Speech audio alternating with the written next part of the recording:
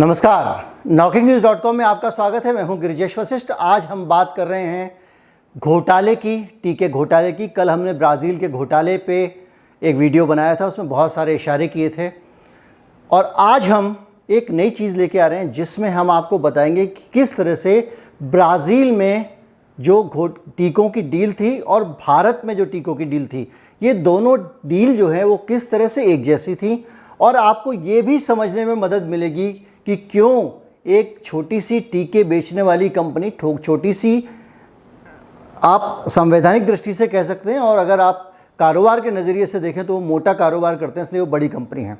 तो एक टीके बेचने वाली कंपनी से किसी देश का प्रधानमंत्री सीधे बात क्यों करता है, सीधे डील क्यों करता है, उसके साथ में सीधे पींगे क्यों बढ़ाता है, और कहीं कहीं किसी देश में तो वो उनके दफ्तर भी पहुंच जाता है, उनके यहाँ पे भी पहुंच जाता है। आपको समझने में मदद मिलेगी कि वो कौन से कारण हैं जिनके कारण टीके पर सरकार सीधे नियंत्रण रखना चाहती है।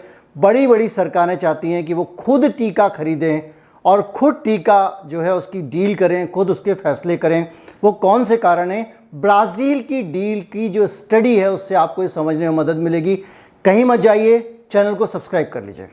वैक्सीन को लेकर तो बुरी खबर आ गई है। कोरोना है भी या नहीं है, जो आपके जीने की पहली शर्त होगी आपको वो करनी ही होगी। और विचलित करने वाली खबरें, सबसे ज़्यादा मुनाफा बाजार को हो रहा है। वायरस है उसका हवा में खुल जाना, इससे बड़े सवाल खड़े हो गए। इस पर बातचीत करेंगे। नमस्कार। शुरुआत करें ब्राज़ील की डील से, तो समझेंगे तो आपको पता चलेगा कि जो है, पहले ब्राज़ील की बात कर लेते हैं। अपने आप इंडिया की डील आपको याद आती जाएगी, और अगर नहीं आएगी तो उसके बाद मैं इंडिया की डील भी आपको बता दूंगा। $3.5 का एक टीका, इस रेट पे ब्राज़ील ने आधार पूनावाला की कंपनी के कोविशील्ड को खरीदने की डील नक्की की थी। ठीक है, उनके 4 करोड़ टीके इस डील पे शुरू में उन्होंने खरीदे। उसके बाद अचानक $15.5 का टीका हो गया। टीके की कीमत कहाँ $3.5, कहाँ $15.5, एक टीके का दाम हो गया। और वहाँ की सरकार ने इस दाम पे भी टीके खरीदने शुरू कर दिए।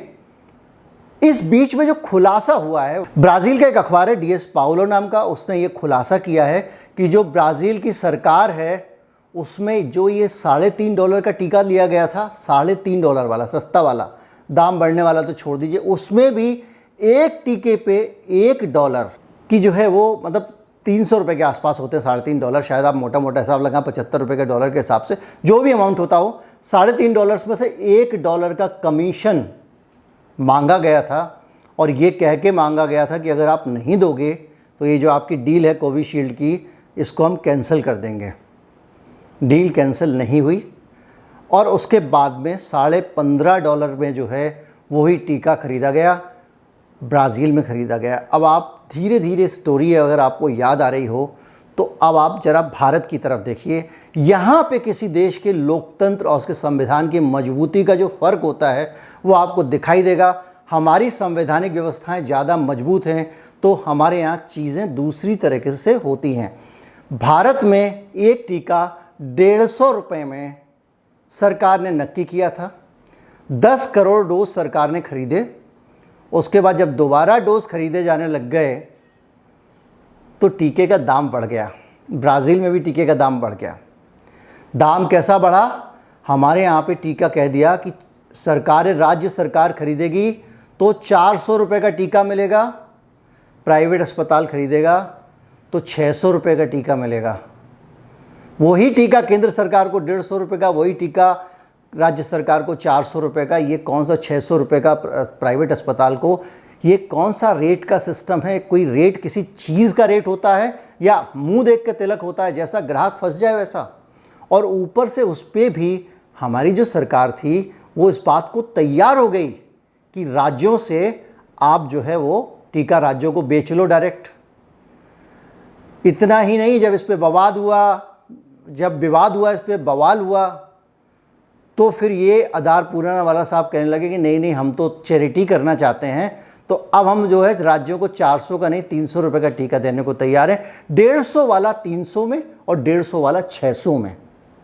वही टीका वो तो सुप्रीम कोर्ट ने मिला के इन सरकारों को चनकट्टा नहीं दिया होता तो ये लूट के मोड पे डाल चुके थे। उसमें भी 50% टीके खुले बाजार में बेचने की छूट दे दी थी। मतलब सरकार को आधे टीके आप 150 में बेचो, बाकी आधे आप कहीं और बेचो। इसके बाद में जो सुप्रीम कोर्ट ने कहा भाई 150 रुपये का टीका मिल रहा है तो आप खुद ही क्यों नहीं खरीद लेते, आप तो केंद्र सरकार हो, आपका फर्ज बनता है आप सबको फ्री टीका लगाओ। दुनिया भर का जो है बेल आउट प्लान, ये वो अस्पतालों को लोन, तमाम तरह का पैसा बांटते फिर 150 रुपये का टीका जनता को नहीं दे सकते हो। तो उसके बाद में सरकार महान हो गई। इस देश की सरकार जब सुप्रीम कोर्ट के आदेश पे जब लोगों को मजबूर होकर टीका खरीदती है सबके लिए और कहती है पूरे देश का टीका अब हम ही खरीदेंगे। देखिए मजबूर सब हम ही टीका खरीदेंगे, समझ रहे हैं ना आप। वहाँ पे भी जो पहला वाला डोज, जो सस्ते रेट वाला डोज था $3.5 वाला, उसमें भी $1 का कमीशन था, $1 की रिश्वत मांगी गई थी। अब सरकार ने कहा कि हम सारे के सारे टीके खुद खरीदेंगे। हम ये नहीं कह रहे हैं कि इसमें रिश्वत ली गई है, क्योंकि ऐसी कोई सूचना नहीं आई है, ऐसा कहीं छपा नहीं है, ऐसी कोई जांच भी नहीं हुई है। इसलिए हो भी सकता है नहीं भी हो सकता वाले मोड पे डालना पड़ेगा, लेकिन आम तौर पे नहीं हो सकता वाली बात ज़्यादा सोच के चलिए। तो अब जो है उसके बाद से सरकार ने खुद टीके खरीदे और खुद लगाने शुरू कर दिए। अब देखिए क्या होता है ब्राज़ील में। ब्राज़ील में बात यहीं नहीं रुकती है। ब्राज़ील की तो टीके की कहानियाँ जो है ना बड़ी मिलती जुलती सी हैं। अब आप देखेंगे ब्राज़ील में एक और चीज़ होनी शुरू हो गई। ब्राज़ील में जो बोलोसोनारो हैं, वो वहाँ के जो राष्ट्रपति हैं, वो किस तरह से रंग बदलते हैं ये आप देखिए। पहले वो टीके के खिलाफ थे, उन्होंने खुद भी टीका नहीं लगाया, लेकिन उन्होंने देखा कोविशील्ड की डील आ रही है तो कोविशील्ड इस देश में लोगों को लगाना शुरू कर दिया। ठीक है, फेयर एनफ, आपको टीका हो सकता है बाद में लगाओ, आप लगा सकते हैं। कोई भी आदमी दो तरह से सोच सकता है, सबके विचार बदल सकते हैं। लेकिन कहीं दूसरी कंपनी का टीका ना आ जाए तो फाइज़र के खिलाफ उन्होंने तरह तरह के बयान देने शुरू कर दिए। उन्होंने ये कहा कि जो फाइज़र का टीका है वो अगर ब्राज़ील में आएगा तो वो कोई गारंटी तो लेता नहीं है, कल के दिन किसी आदमी की दाढ़ी उग जाए, किसी महिला की दाढ़ी उग जाए, आदमी की आवाज़ पतली हो जाए महिलाओं की तरह, आदमी मगरमच्छ बन जाए टीका लगाने से, तो किसकी जिम्मेदारी होगी। फाइज़र तो कोई जिम्मेदारी लेने को तैयार नहीं है। वो कह रहा है अपनी रिस्क पे हमारा टीका खरीदो। ये बात जब उसने बोली बोलोसोनारो ने, तो उसको मीडिया ने क्या कर दिया, ये बना दिया कि वो कह रहा है टीका लगाने से आदमी मगरमच्छ बन जाता है। खेल देखिए, सेम फाइज़र की जो शर्तें हैं उनको लेके भारत में भी सवाल उठता है। भारत में भी कहा जाता है कि हम फाइज़र का टीका नहीं खरीदेंगे हम, क्योंकि वहाँ पे जो है ना वो उसमें वो कोई जिम्मेदारी लेने को तैयार नहीं है। वो कह रहे हैं कि हमको गारंटी दो कि अगर कोई नुकसान हुआ हो तो आप भरोगे, इंश्योरेंस करा दो। सिमिलर चीज़ें, एक टीका जिसको अमेरिका बेस्ट टीका मान के चल रहा है, वो टीका ब्राज़ील में जाने की कोशिश करता है या भारत में आने की कोशिश करता है। दोनों ही शर्तों में उससे कहा जाता है कि तुम जवाबदेही लो। तो फाइज़र के मामले में ये क्यों हो रहा है, वहाँ भी क्यों हो रहा है, यहाँ भी क्यों हो रहा है, ये सोचने की बात है। अब आते हैं कोवैक्सीन की डील पे जो पिछले दिनों हुआ। कोवैक्सीन की जो वैक्सीन वहाँ खरीदी जा रही थी, उसको लेके किस तरह से स्वास्थ्य कर्मचारी के ऊपर, वहाँ के एक स्वास्थ्य विभाग के अधिकारी के ऊपर तरह तरह के दबाव बनाए जा रहे थे। वो दबाव सामने आए, वो सारे आरोप प्रत्यारोप सामने आए। मैंने कल वीडियो बनाया है। तो बोलोसोनारो साहब जो हैं वो उनको किस तरह से उनकी छुट्टी होने की नौबत आ गई है, उनके खिलाफ इम्पीचमेंट की मांग हो रही है। इम्पीचमेंट मतलब सरकार से उनको सदन में एक प्रस्ताव लाके उनको हटा देना, महाभियोग जो अपने यहाँ भारत में कहते हैं। ये कहा जा रहा है कि जो वहाँ का स्वास्थ्य विभाग है उसके ऊपर दबाव बनाया गया कि वो जो कोवैक्सीन है उसको महंगा ख़रीदा जाए, जो भारत का टीका है कोवैक्सीन, जिसका कल मैंने वीडियो बनाया और आपको बताया था कि नेपाल में भी कोवैक्सीन जो है वो महंगा ख़रीदा गया और उसका दाम बढ़ा दिया गया बाद में।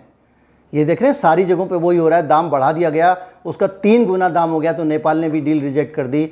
ब्राज़ील में भी जब स्वास्थ्य विभाग के अधिकारी के ऊपर दबाव बनाया जाने लगा तो उसने पोल खोली, उसके बाद हालत जो है वो सबकी ख़राब हुई पड़ी है।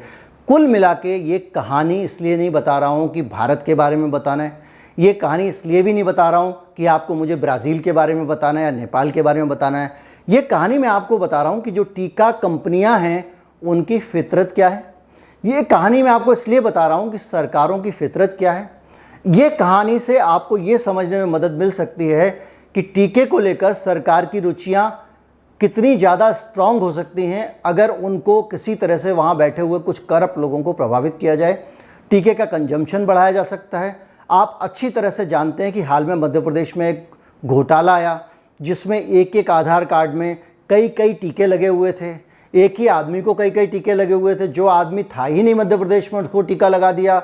इस तरह से बहुत सारे टीके रिकॉर्ड में लगा दिए गए और वो टीके लगे नहीं। इस तरह की जो सारे घोटाले सब तरफ से हो रहे हैं, इससे एक शक होता है, ये मुझे हो रहा है, ये ज़रूरी नहीं है कि हार्ड फैक्ट हो, ये मेरी ओपिनियन है कि इससे एक शक होता है कि जो टीके हैं उनको टीका कंपनियां जो हैं सरकारों की नीतियों को कहीं ना कहीं से प्रभावित कर रही हैं और अपना टीका ज़्यादा से ज़्यादा बेचने की कोशिश कर रही हैं। और इस अफरा तफरी के कारण मुझे ऐसा लगता है कि टीके को लगाने को लेकर जो पॉलिसीज़ हैं वो और ज़्यादा स्ट्रॉन्ग करने की ज़रूरत है। उन पॉलिसीज़ के ज़रिए ज़्यादा उनको पब्लिक फ्रेंडली बनाने की ज़रूरत है। कुछ ना कुछ ऐसा मैकेनिज़्म बनाने की ज़रूरत है जो हमारे देश में है, जिसके कारण हमारे सुप्रीम कोर्ट ने टीके का दाम बढ़ने से पहले सारे के सारे प्लान को ध्वस्त कर दिया, उसकी हवा निकाल दी। जिस तरह से ब्राज़ील में वहाँ की संसदीय समिति जांच कर रही है, सुप्रीम कोर्ट में मामला जा चुका है, उस तरह की जो है वो जांच होने की स्थिति बने। कम से कम जो पॉलिटिशियंस हैं उनके अंदर डर रहे। और इसीलिए मैं बार बार सलाह देता हूँ, लोग किसी इसका विरोधी उसका समर्थक क्या क्या बोलते रहते हैं, बोलते रहें और कमेंट में लिखें, मुझे उससे फ़र्क नहीं पड़ता, क्योंकि मैं उनका मानस बदलने के लिए आया हूँ। उनके बोलने से मेरा मानस नहीं बदलना चाहिए। किसी भी पार्टी की, किसी भी सरकार का कोई भी नेता है, आप भले ही उसे कितना भी पसंद करते हैं, भगवान के लिए उसको हमेशा शक की नज़र से देखें, क्योंकि आपका रोल एम्पायर का है, आपका रोल फैन का नहीं है। आप यहाँ पे किसी क्रिकेटर के एक शॉट पे ताली बजाने नहीं बैठे हुए हैं और उसके ज़ीरो पे आउट होने पर भी एम्पायर अगर गलत उसको पास कर देता है तो आपको ताली नहीं बजानी है। आपको जज करना है कि कहीं वो गलत है या सही है और आपको फैसला करना है, क्योंकि आप एम्पायर हैं। आप यहाँ पे बेईमानी करने नहीं बैठे हैं, आप इस देश के नियंता हैं, आप इस देश के मालिक हैं, इस देश के नागरिक हैं।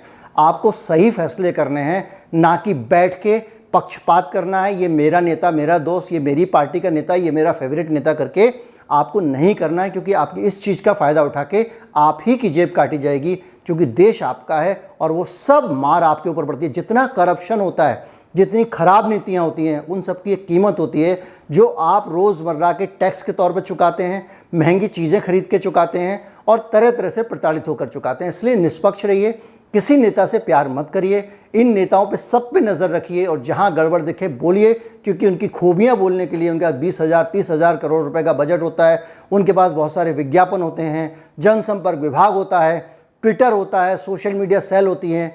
जनता की तरफ से वो गलतियां पकड़ने के लिए कम लोग होते हैं, इसलिए वो भूमिका हमको ही निभानी होती है और इसलिए कभी भी किसी के फ़ैन मत बने। वीडियो अगर अच्छा लगा हो तो फॉरवर्ड करें, ज़्यादा से ज़्यादा लोगों तक पहुँचाएँ। अगर आप हमारे चैनल को सपोर्ट करना चाहते हैं तो आप हमारे कमेंट में सबसे नीचे जो UPI ID है वहाँ से जाकर हमें एक टोकन भुगतान कर सकते हैं। वही लोग भुगतान करें जिनके पास अतिरिक्त धन है। अपनी आवश्यकताओं से धन को निकाल कर किसी तरह का कोई भुगतान ना करें। हमारी जो चैनल को आगे बढ़ाने की ज़रूरतें आपकी निजी ज़रूरतों से ज़्यादा बड़ी नहीं हैं। नमस्कार, जय हिंद। चैनल को सब्सक्राइब कर लीजिए और वीडियो को शेयर कीजिए।